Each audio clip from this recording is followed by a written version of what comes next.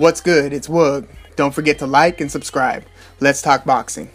In his second rehabilitation fight after consecutive losses to now retired pound-for-pound best Andre Ward, Sergey the Crusher Kovalev handled his business versus Igor Mikhalkin, winning just about every round before the fight was stopped in the 7th.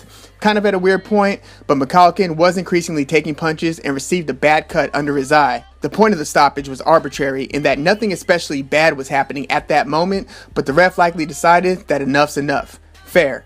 So my takeaway on Kovalev, although he was winning about every round and more of the power punches were getting through as the fight went on, Kovalev to me looked pretty vulnerable. He was fighting an awkward southpaw who could box pretty well but lacked power, but Kovalev was getting hit. He got hit to the body, he got hit up top. Not that he was ever really hurt. He did show more discomfort when being hit to the body, and at times Mikhalkin would direct almost all of his punches to that area. Apparently he got the memo, since the blueprint to beating Kovalev might have been laid out there by Andre Ward and was confirmed by Kovalev's former trainer, John David Jackson, whom he had a public falling out with. Jackson said that Kovalev drinks too much even during training and cannot handle punishment to the body. So Kovalev's knockout, while great on paper, doesn't answer the question on whether he's truly back and in top form, whether he's erased lingering doubt in his own mind. Those questions won't be answered until he fights a real contender or champion in the division. So who's out there at light heavyweight? Assuming Kovalev is ready to take on the top of the division,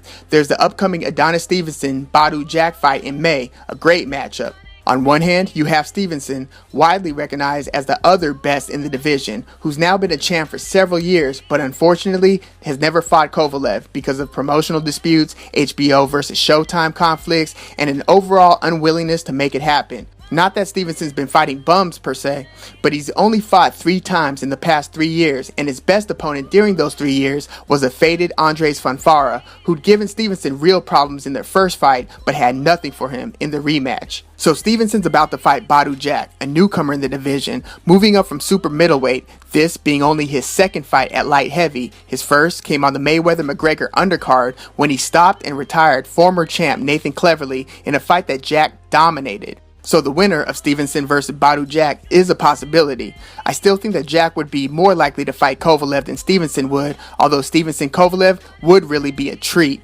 Both guys have devastating power and the ability to land their power shots. Stevenson is also a southpaw, which presents new challenges, especially since Kovalev was getting hit versus a much lesser southpaw on Saturday. Getting hit by Stevenson's left is usually curtains. Who else? You also have Dmitry Bivol, who looked great on the Kovalev-Mikhalkin undercard, somehow dominating Cuban veteran contender Sullivan Barrera before dropping and stopping him in the 12th round.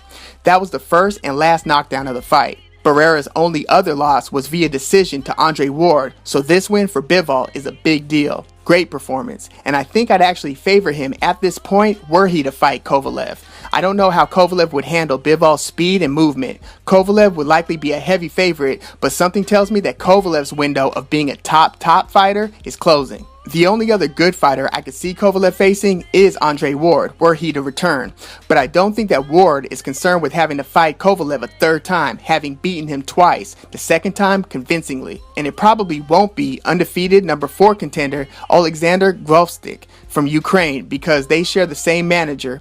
It's not totally out of the question, but it's unlikely. Kovalev is looking for big money fights, so the other dangerous fighters in the division like Eliader Alvarez, Artur Beterbiev, and Marcus Brown would be too high risk for too little reward. If Kovalev wanted to fight another no-name, it'd make more sense to fight another tune-up fight versus a lesser threat, maybe Sullivan Barrera, although Barrera should probably take some time off to recover, and it'd be whack for Kovalev to look to pummel a guy who'd just been beaten badly and KO'd in his last fight. So those are my thoughts on Kovalev in the light heavyweight division. Let me know yours, and don't forget to like and subscribe. I'm Woog. Thanks for tuning in.